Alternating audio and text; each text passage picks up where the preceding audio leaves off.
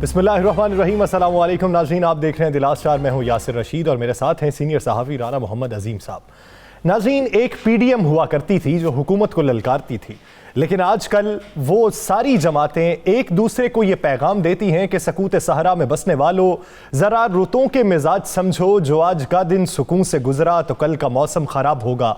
वो और दिन थे कि हर सितम को अदाए महबूब कह के चुप थे, अब उठेगी हम पे जो ईंट कोई तो पत्थर उसका जवाब होगा। पाकिस्तान मुस्लिम लीग नून और पाकिस्तान पीपल्स पार्टी के बेशतर रहनुमा एक दूसरे को इन्हीं अल्फाज में पैगामात दे रहे हैं, इल्जामात लग रहे हैं और इल्जामात दर इल्जामात के जवाबात दर जवाबात हो रहे हैं। दूसरी जानिब मुआशी टीम पर भी सवालात उठाए जा रहे हैं। वजीर आजम ने जो एक बड़ा फैसला किया, मुशीर खजाना हफीज शेख को हटा दिया गया और उनकी जगह अब हम्माद अजहर को इजाफी चार्ज सौंपा गया है, तो इस पर भी हुकूमत तनकीद की जद में है। तो इसी पूरे मुआशी और सियासी मंजरनामे पर बात करने के लिए पाकिस्तान तहरीक इंसाफ की रहनुमा कंवल शोजब साहिबा ने हमें ज्वाइन किया है। कंवल साहिबा, बहुत आपके वक्त का।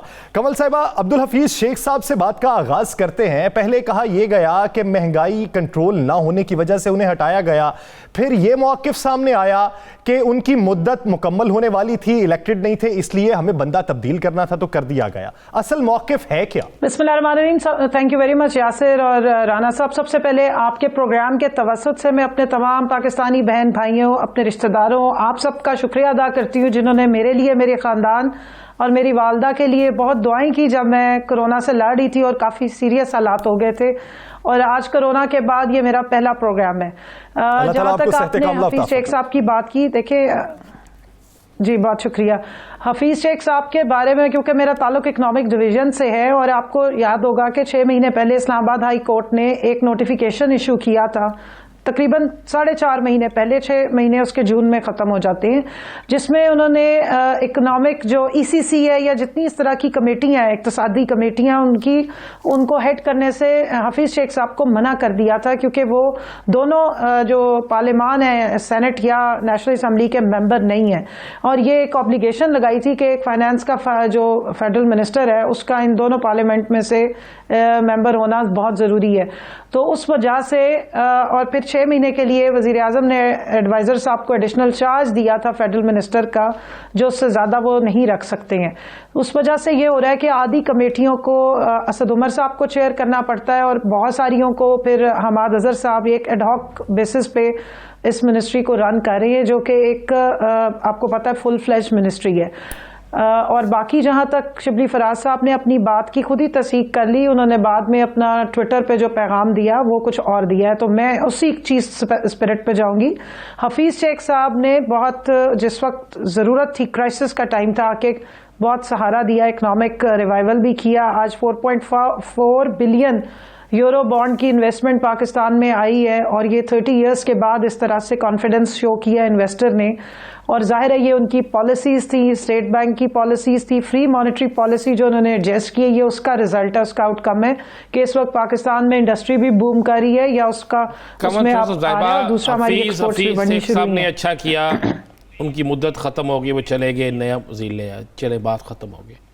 महंगाई कब कंट्रोल होगी? 3 साल हो गए, पूरी दुनिया आप पे एतबार कर रही है, बाहर से इन्वेस्टमेंट आप पे आ रही है, सब कुछ आ रहा है, लेकिन इस कौम को आप पे एतबार कब आएगा? कौम को कब सुकून देंगे? देखिए राना साहब, आपने मुझसे वो सवाल पूछ लिया है जिसका मैं वो जवाब दूंगी कि जो शायद आप में से बहुत सारे लोगों को पसंद नहीं आएगा, लेकिन क्योंकि मैं इकोनॉमिक्स जानती हूँ और थोड़ा बहुत इकोनॉमिक्स की स्टूडेंट हूँ, ये मेरे पीछे कम से कम 2 शेल्फ्स जो है वो इकोनॉमिक से रिलेटेड थ्योरी से भरी पड़ी है। मैं आपको सिर्फ इतना बता दूं कि एक गलत नैरेटिव बनाया गया कि महंगाई को जो है वो फेडरल हुकूमत ख़त्म करेगी। महंगाई हमारी जो मेन पॉलिसीज का आउटकम होगा उससे खत्म होती है, और वो किस तरह होती है? देखिए, जो फूड इन्फ्लेशन है वो तो इस वक्त पूरी दुनिया में आई हुई है। पाकिस्तान अपने रीजन में, मुझे 1 मिनट सिर्फ दीजिएगा, मैं आपको थोड़े से फैक्ट्स बता दूं। पाकिस्तान अपने रीजन में एग्रीकल्चर में पर हेक्टर या पर एकड़ इनकम या आउट जो यील्ड होती है, यानी जो काश्त है, सबसे कम दे रहा है साउथ एशिया में। ریزن کیا ہے کہ ایگریکلچر میں کوئی انویسٹمنٹ پچھلے 10 سالوں میں تو ہوئی نہیں تھی. اب اس حکومت نے سب سے زیادہ پرائرٹی رکھی ہے تاکہ ہماری پروڈکشن بڑھے.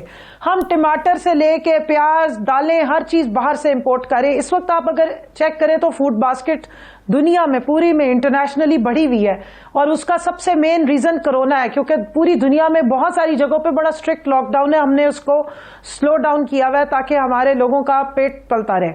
حکومت بہت کوشش کر رہی ہے. گورننس کے کچھ جگہوں پہ چیلنجز ہے جہاں بیوروکریسی سے تعاون مانگا جا رہا ہے کہ آپ چیک اینڈ بیلنس رکھیں. جو آرٹیفیشل مہنگائی کی جاتی ہے, مختلف سٹورز میں لوگ اپنی مرضی کی قیمت لگا کے کہتے ہیں آپ مزہ چکھیں تبدیلی کا, اور اس کو بدنام کیا جاتا ہے.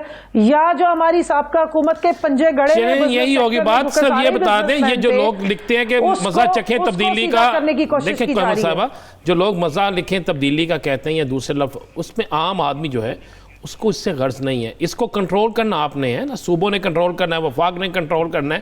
تو آپ کی بیوروکریسی ہے, اس نے کنٹرول کرنا ہے. وہ کب کنٹرول ہوگا؟ 3 سال ہو گئے. دیکھیں جی, 3 سالوں میں بہت دفعہ اپس اینڈ ڈاؤنز آئے, اور کبھی انفلیشن اوپر ہوتی, کبھی نیچے آتی. آپ ٹھیک کہہ رہے ہیں, بہت ساری مارکیٹ کمیٹیز کو ایکٹیویٹ کیا گیا ہے, گورننس کے لیے چھاپے مارے جا رہے ہیں, اور جو ٹیمیں ہیں وہ کئی دفعہ تو میڈیا کی ٹیمز کے ساتھ, آپ کے بلکہ چینل ایک اگلے دن دکھا رہا تھا کہ ساتھ جا کے چھاپے ماریں تاکہ پورے پاکستان کو دکھایا جائے کہ کس طریقے سے ہورڈنگ کی جا رہی ہے. سندھ میں کوشش کی جا رہی ہے کہ گندم کو جو چھپا دیا جاتا ہے اور یہاں سے پنجاب کی گندم وہاں اسمگل ہونا شروع ہو جاتی ہے, پرائسز کی ڈفرینسز کی وجہ سے اس کو کنٹرول کیا جائے. ہم کوشش کرتے ہیں کہ کسان کو فائدہ پہنچے, نہ کہ یہ کہ تھرڈ پارٹی یا بیچ کے لوگوں کو پہنچے. تو ان چیزوں کا اثر آپ کو اب نظر آنا شروع ہو جائے گا, ہو رہا بھی ہے گراس روٹ پہ, اور انشاءاللہ بہتری آ رہی ہے, مزید بھی آئے گی. کمل شوزب صاحبہ, ہر 4 مہینے بعد 6 مہینے بعد وزیر تبدیل ہو جاتے ہیں, اور اب کہا یہ جاتا ہے کہ کارکردگی کی بنیاد پر تبدیل کر دیے گئے. وزیر اعظم کو کارکردگی کب وزراء کی پسند آئے گی, یا یوں کہیے کہ وزراء کی کارکردگی کب تسلی بخش ہوگی؟ دیکھیں, وزیر تبدیل ہو یا وزیر تبدیل نہ ہو, اس سے ہمیں تو مسئلہ ہونا نہیں چاہیے, کیونکہ پرائم منسٹر کا اپنا استحقاق ہے. بات ساری ہے کہ پرفارمنس کا سارا چیک اینڈ بیلنس وزیر اعظم نے جواب دے ہونا ہے نا. اگر آپ کے معاشی انڈیکیٹرز بہتر ہو رہے ہیں, آپ کی پالیسیز کا سمر آنے شروع ہو گئے, آپ کا بزنس مین سیٹسفائیڈ ہے اور وہ انویسٹمنٹ کر رہا ہے مارکیٹ میں, تو اور اگر فائنانس منسٹر ایک دن پہلے ہٹا اور پھر بھی آج آپ کا یورو بانڈ جو ہے اس کا 4.4 بلین انویسٹمنٹ آ رہی ہے, تو اس کا مطلب یہ ہے کہ اس سے لوگوں نے امپیکٹ نہیں لیا. یہ تو وزیر اعظم کا اپنا استحقاق ہے کہ وہ بہتر سمجھتے ہیں کس کے لیے. لیکن میں نے ابھی اسٹاک ایکسچینج کو آج چیک نہیں کیا, کیونکہ آج میرا پہلا دن ہے, مجھے تھوڑی سی کنسیشن دے دیجیے گا. میں آئسولیشن کل 1000 سے زائد پوائنٹس اور آج 100 پوائنٹس نظر رکھوں, لیکن چلے واپس آ جائے گی. یہ چلے, اللہ کرے واپس آ جائے. یہ جو وزارتیں تبدیل ہو رہی ہیں, یہ کارکردگی کی بنیاد پہ ہو رہی ہیں, کس بنیاد پہ ہو رہی ہیں؟ دیکھیں, مجھے آنیسٹلی معلوم نہیں ہے کہ کس بنیاد پہ ہو رہی ہے. وزیر اعظم کا اپنا استحقاق ہے, وہ سمجھتے ہیں کہ کچھ لوگوں نے بہتر اپنی جگہوں پہ پرفارم کیا اور اس سے بہتر بھی وہ پرفارم کر سکتے ہیں اگر ان کو مزید پورٹ فولیوز مل جائیں یا ان کے پورٹ فولیوز روٹیٹ کر دیے جائیں. اور کچھ ہو سکتا ہے نئے لوگوں کو بھی انٹروڈکشن ملے یا ان کو بھی موقع ملے. تو پی ایم صاحب اپنی ٹیم کے ساتھ اپنی, وہ خود اسٹریٹجسٹ ہے, ان کو معلوم ہے کہ میں نے کس کو کہاں پلیس کرنا ہے, اور عوام کے لیے بہتری کے لیے اگر وہ یہ سب کچھ کر رہے ہیں تو مجھے تو مطلب اس میں کوئی غلطی یا کوئی برائی نظر نہیں آ رہی. اس کو خام خام میں کانٹروورشل نہیں کرنا چاہیے. اور پیپلز پارٹی جو بیانات دے رہی ہے تو 5 فائنانس منسٹر رکھے. دوسری پارٹی جو بیانات نون لیگ کی دے رہی ہے, ان کا تو فائنانس منسٹر بگوڑا ہے. آج تک سب سے زیادہ بربادی وہ مچا کے گئے. یہ کس منہ سے باتیں کر رہے ہیں, اس ملک کو کنگال کر کے بھاگ گئے ہیں. آج آپس میں ایک دوسرے کے گوڈے خود ہی ننگے کر رہے ہیں, تو ہمیں کس بات کا. پنجاب میں تبدیلی کی بات شروع ہو گئی. پیپلز پارٹی نے کہہ دیا کہ پنجاب میں ہم تبدیلی لانا چاہ رہے ہیں, اور حمزہ شہباز سے ان کے بڑے تعلقات اچھی ہو رہی ہیں, بہتر ہو رہے ہیں. تو کیا پنجاب میں تبدیلی کے حوالے سے جو پیپلز پارٹی کے دعوے ہیں, اس کا کوئی بندوبست کیا آپ نے؟ پیپلز پارٹی کو شاید بھول گیا ہے کہ پنجاب میں ان کی کوئی فٹ پرنٹس تو ہے نہیں, اور اگر پنجاب سے ان کو ووٹ چاہیے تھا تو ان کو جا کے جاتی عمرہ میں یوسف رضا گیلانی کو بھیج کے مریم کی منتیں کروانی پڑی تھی کہ ہم نے ایم این ایز کو توڑنا ہے, پی ٹی آئی کے ایم این ایز کو لالچ دینی ہے, آپ ان سے سیٹیں پرومس کر لیں.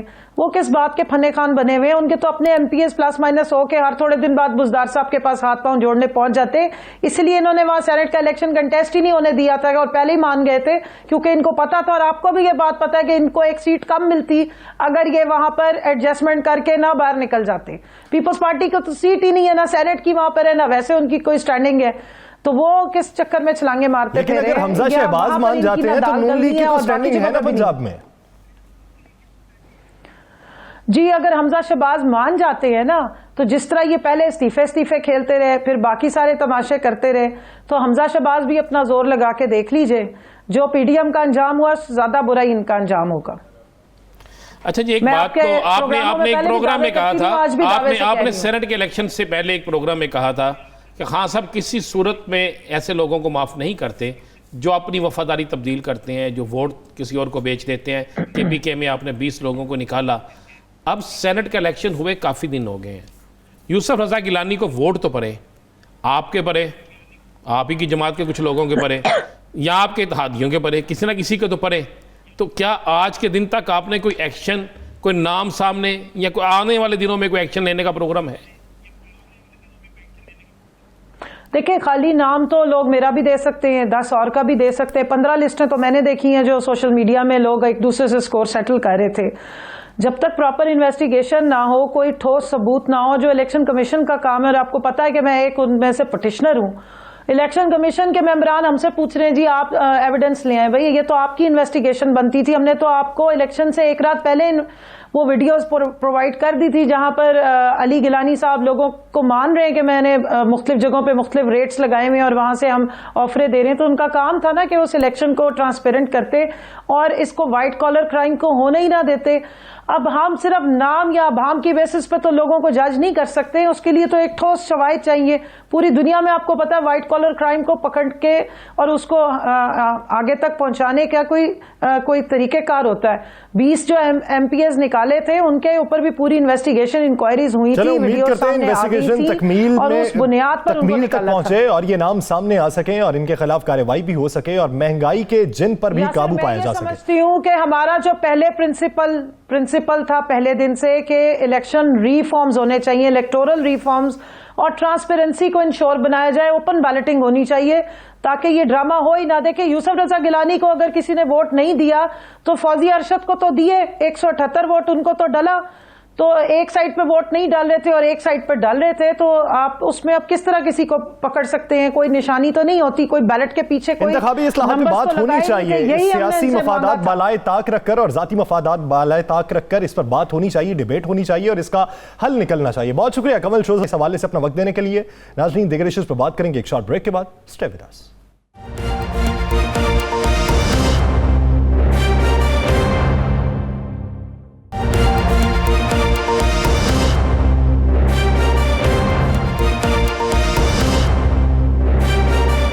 Welcome back. ناظرین وزیر داخلہ شیخ رشید نے آج میڈیا سے گفتگو کرتے ہوئے یہ کہا کہ جب پاکستان مسلم لیگ نون اور پاکستان پیپلز پارٹی ایک دوسرے پر الزامات لگا رہے ہیں, پی ڈی ایم کی تمام جماعتیں ایک دوسرے پر الزامات لگا رہی ہیں, تو حکومت کو بولنے کا کیا فائدہ اس وقت میں کہ جب نون لیگ اور پیپلز پارٹی میں آپسی چپکلش چل رہی تھی. اسی دوران میاں محمد نواز شریف اور مولانا فضل الرحمان میں بھی تلخی کا واقعہ سامنے آیا. خبریں منظر عام پہ ہیں, رانا صاحب سے اس کی حقیقت جانیں گے. رانا صاحب, مولانا فضل الرحمان اور میاں محمد نواز شریف کے درمیان جو رابطہ ہوا, اس رابطے میں کوئی تلخی ہوئی یا پھر کسی نے کوئی پیغام پہنچایا تلخ زدہ؟ نہیں یار سر, میرے پاس جو اطلاع ہے کہ جو میاں محمد نواز شریف اور مولانا فضل الرحمان جن میں آپس میں بڑا ایک گہرا تعلق ہوتا تھا, بڑا ایک گہرا رشتہ تھا, اور کہا جاتا تھا جس طرح مریم نے کہا تھا کہ ہم اور مولانا صاحب اور چند اور جماعتیں مل کر تحریک چلائیں گے, تو یہ معاملہ تحریک چلانے کا اس طرح لگتا تھا کہ مولانا صاحب اور میاں نواز شریف ایک ہی ہیں. میرے پاس جو اطلاع ہے کہ مولانا فضل الرحمان جو ہے ان کا میاں نواز شریف سے رابطہ ہوا.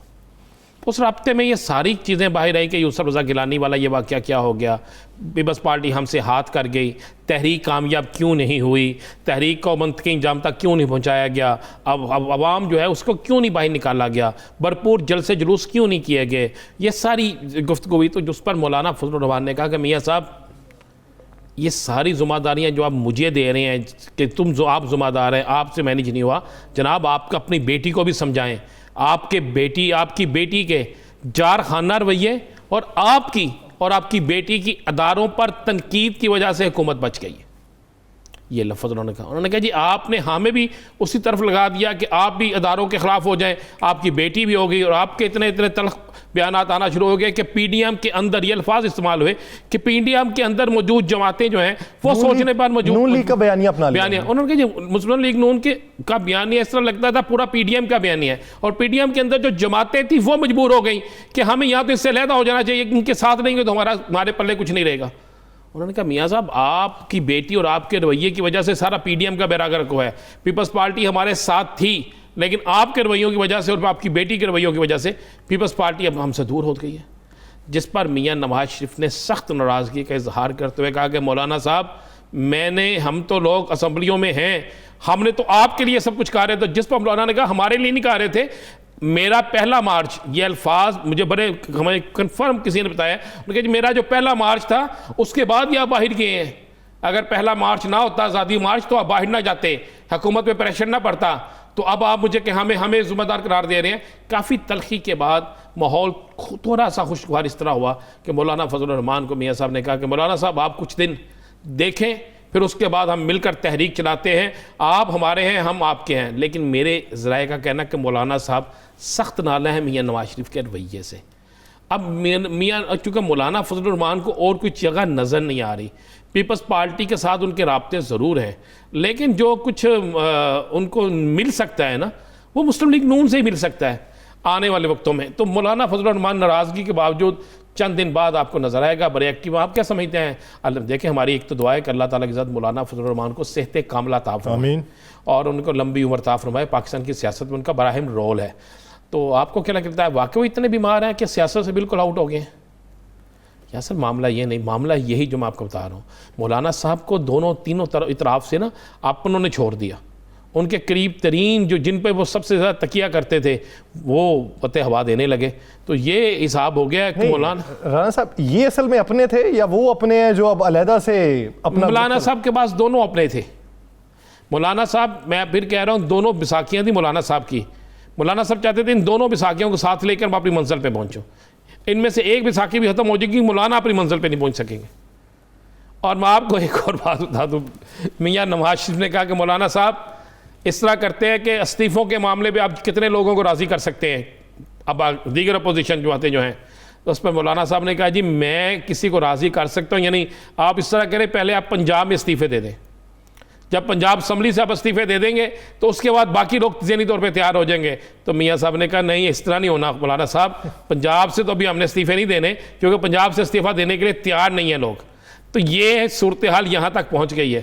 اور اب ہونا کیا ہے آنے والے دنوں میں؟ آپ کو لگتا ہے کہ پاکستان مسلم لیگ نون اور جے یو آئی فے مل کے تحریک چلائیں گی اور باقی جو دیگر بقیہ جماعتیں پی ٹی ایم کی وہ ساتھ نہیں دیں گی اور یہ دونوں اکٹھے چل سکیں گے آگے؟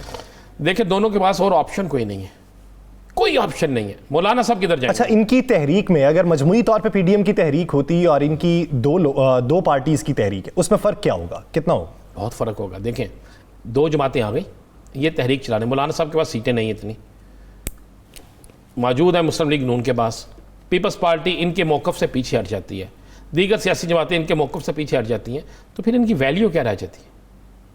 پھر اگر یہ ڈیزائن دیتے ہیں تو اتنی سیٹوں پہ الیکشن تو بآسانی ہو جائیں گے. اور مزے والی بتاؤں بات, جتنی سیٹوں سے یہ ڈیزائن کریں گے پیپلز پارٹی ان تمام نشستوں پہ اپنے بندے کھڑے کرے گی, اپنے امیدوار کھڑے کرے گی. ان کے ساتھ اگلے آنے والے دنوں میں میرے پاس جو اطلاعات ہے بڑا مشکل وقت آنے والا مسلم لیگ نون پہ. تو رانا صاحب مریم نواز کے حوالے سے نون لیگ کے بیشتر حلقوں میں کچھ باتیں چل رہی ہیں ان کی بیماری کو لے کر, اس حوالے سے نون لیگ کے بیشتر رہنما اپنے اپنے تئیں الگ الگ وہ نوعیت کے پیغامات بھی رکھتے ہیں, ان کی اپنی سائیکی بھی ہے کہ بیمار ہیں یا نہیں ہیں, اصل حقائق کیا ہیں؟ دیکھیں اللہ تعالیٰ کے ساتھ میں کہوں گا مریم نواز صاحبہ کو صحت کاملہ عطا فرمائے. آمین. 100 نظریاتی کسی کو اختلاف ہو سکتا ہے لیکن وہ پاکستان کی سیاست میں بڑا اہم رول ہے ان کا. وہ ایک پارٹی کی نائب صدر نہیں ہے بلکہ ہیڈ کر رہی ہیں. تو میرے پاس جو اطلاع ہے کہ مسلم لیگ نون کے بڑے حلقے جو ہیں, بڑے حلقے, ان میں سے میرے ایک شخص سے بات ہوئی تو اس نے کہا جی کہ ہم نے واضح طور پہ کہہ دیا ہے, واضح طور پہ کہ جی اگر مسلم لیگ نون کی سیاست کو بچانا ہے تو مریم نواز کو کچھ عرصے کے لیے خاموش کروا دیں. انہیں سیاست سے پیچھے کر دیں, وہ بیک سٹیج پہ چلے جائیں, وہ سیاست میں اس طرح نہ ہو. شہباز شریف, حمزہ شہباز, خواجہ اصف, خواجہ سعد رفیق, ان کو ایکٹیو کرنا ہے. رانا تنویر, ان کو ایکٹیو کریں. اور میرے پاس جو اطلاع ہے آنے والے دنوں میں شاہد حقان عباسی سمیت یہ ٹیم ایکٹیو ہوگی. ہو سکتا ہے میاں شہباز شریف صاحب نے ضمانت اپلائی کر دی ہے, خواجہ اصف صاحب نے بھی ضمانت کے متعلق کر دیا ہے.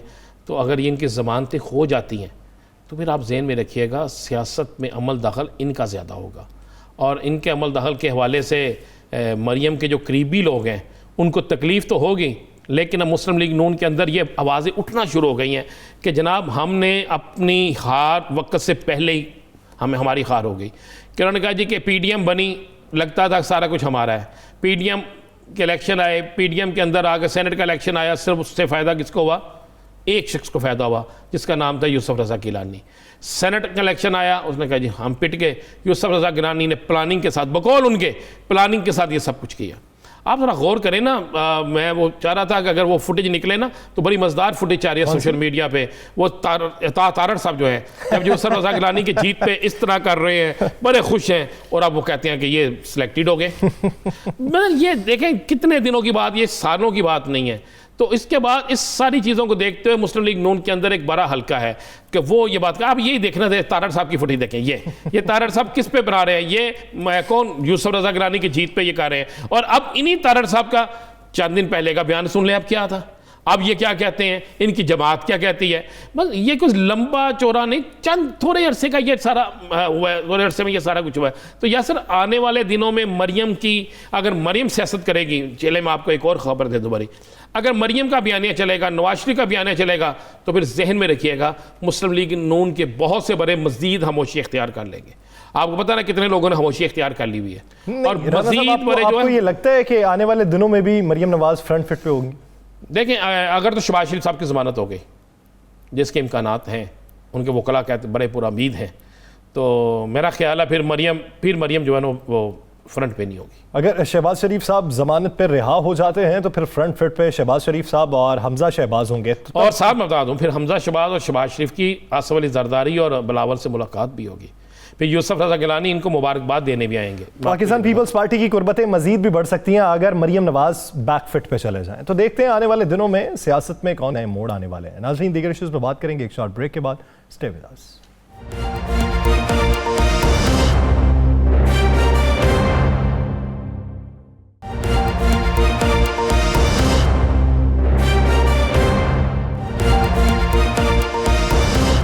Welcome back. ناظرین, Mian Muhammad Shahbaz Sharif P D M پر بات کرنے سے گریزاں ہیں, جبکہ پاکستان پیپلز پارٹی کے بیشتر رہنما مریم نواز صاحبہ کے بیان پر بات کرنے سے پرہیز کرتے ہیں.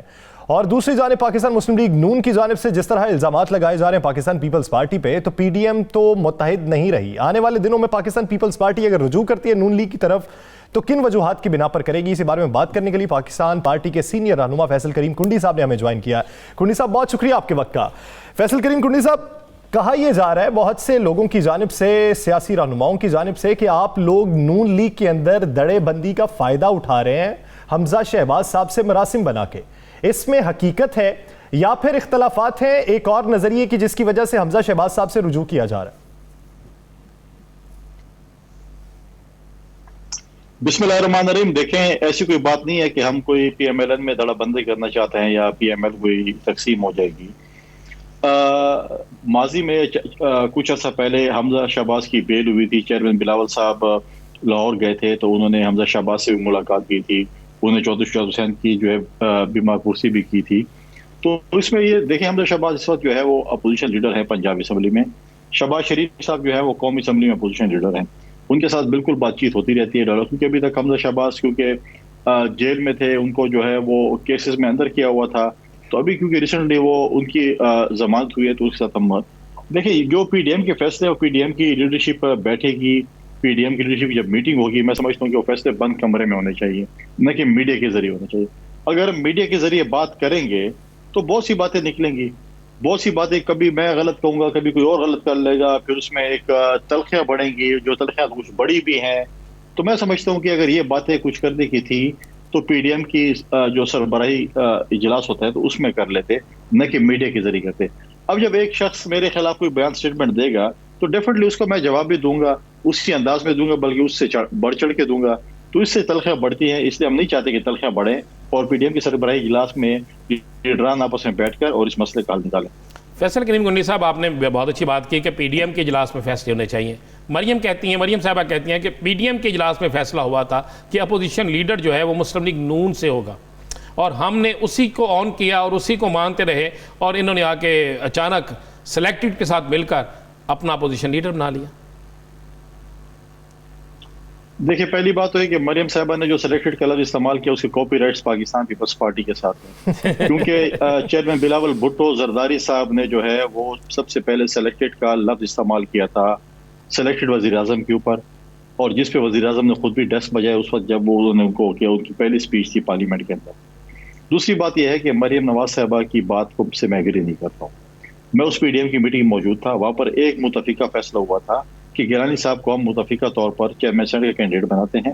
ہم نے وہاں پر یہ بھی تجویز پیش کی اگر کوئی اور خواہش مند ہے تو وہ چیئرمین سینٹ کا کینڈیڈیٹ آ سکتا ہے, لیکن سب نے گیلانی صاحب پہ اتفاق کیا. اس کے بعد جو ہے ڈپٹی چیئرمین پہ اتفاق نہیں ہو رہا تھا. ہماری دو مینگل صاحب کی پارٹی کی بھی خواہش تھی کہ وہ ڈپٹی چیئرمین بنے, کیونکہ ان کا بھی تعلق بلوچستان سے. تو ہم نے ایک کمیٹی بنائی, کمیٹی نے فیصلہ کیا, اور جے یو آئی کو, حالانکہ حق تو پی ایم ایل این کا بنتا تھا, لیکن جے یو آئی کو ہم نے جو ہے وہ کہا, وہ فیصلہ ہوا پی ڈی ایم کی کمیٹی کا کہ جے یو آئی جو ہے وہ ڈپٹی چیئرمین کا ہو. تو مریم نواز صاحب اس میٹنگ میں موجود نہیں تھیں جس میں یہ فیصلہ ہوا تھا ڈپٹی چیئرمین کا, اور جس میٹنگ میں وہ موجود تھیں اس میں صرف چیئرمین سینٹ کا فیصلہ ہوا تھا. آپ مجھے بتائیں کہ قومی اسمبلی میں اس وقت جو ہے وہ شہباز شریف صاحب لیڈر آف دی اپوزیشن ہے. کیا کبھی ہم نے کہا کہ جو آپ کے ساتھ آپ جس طریقے سے آپ کے اوپر کیسز بنائے ہیں, بے گناہ کیسز بنائے گئے ہیں, آپ اسمبلی پارلیمنٹ نہیں آ سکتے, آپ کچھ نہیں کر سکتے ہیں, تو آپ بلاول صاحب کو لیڈر آف دی اپوزیشن بنا دیں؟ یا کبھی ہم نے پنجاب میں خواہش ظاہر کی, کیونکہ وہاں پہ میجورٹی پارٹیز ہیں, میجورٹی پارٹی کا جو ہے انہوں نے جو ہے اپنا جو رانا تنویر صاحب کو پبلک آف کمیٹی کا چیئرمین بنایا, جو کہ leader of the opposition public committee کا چیئرمین ہوتا ہے. تو ہم نے تو کبھی بات نہیں کی کہ آپ نے یہ کیوں کیا, یا آپ ایسے کریں لیڈر آف دی اپوزیشن فی الحال ہمیں دے دیں, جب آپ جیل سے باہر آ جاتا ہے پھر ہم یا آپ کی ضمانت ہو جاتی ہے پھر ہم واپس کر دیں گے. نہیں, کیونکہ یہ ان کا حق تھا, ان کو چاہیے کہ وہ لیڈر آف دی اپوزیشن کرے, اس میں یہاں پر بھی کریں, پنجاب میں بھی کریں. اور پیپلز پارٹی کا یہ حق بنتا ہے کہ ہم میجورٹی پارٹی ہیں, ہمارے پاس میجورٹی ہے اپوزیشن میں, ہم لارجسٹ پارٹی ہے اپوزیشن میں.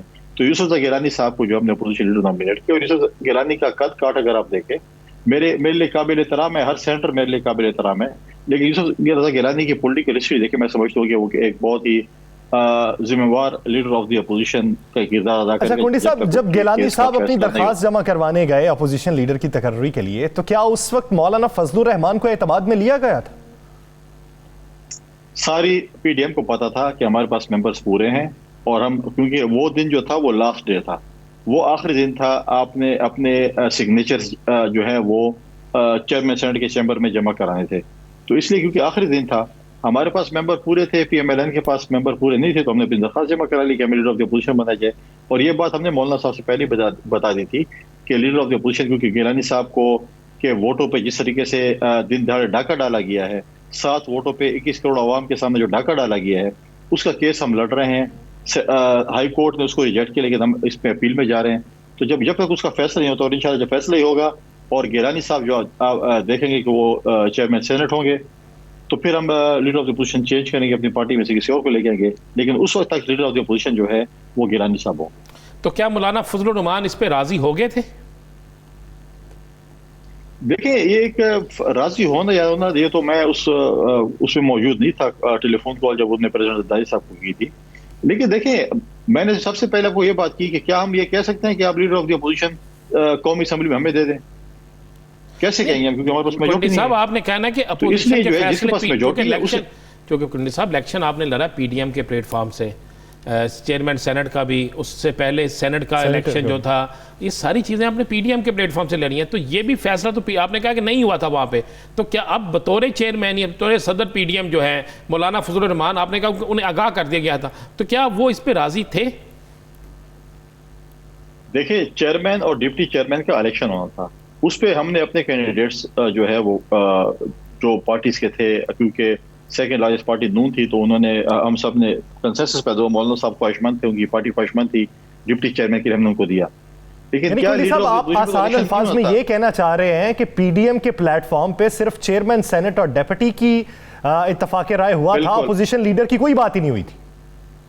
چیئرمین کا انتخاب جو ہے اس کا نام جو ہے وہ پی ڈی ایم کی سربراہی اجلاس میں ہوا تھا. ڈپٹی چیئرمین کا جو بعد میں کمیٹی بنی تھی جو ہر پارٹی سے ایک ایک شخص لیا گیا تھا, اس میں فیصلہ ہوا تھا.